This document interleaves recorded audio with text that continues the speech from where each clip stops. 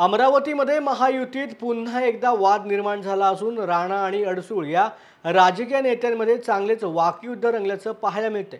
शिवसेना शिंदे गटाच्या वतीने आज शहरामधील राजकमल चौकामध्ये रवी राणा यांच्या विरोधात जोरदार घोषणाबाजी करत शिवसैनिकांनी राणा यांच्या पोस्टरला चपलीने जोडे मारत निषेध व्यक्त केलाय।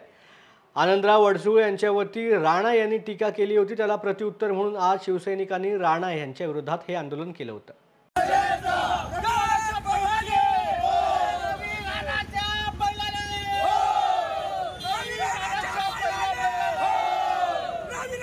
बैलाने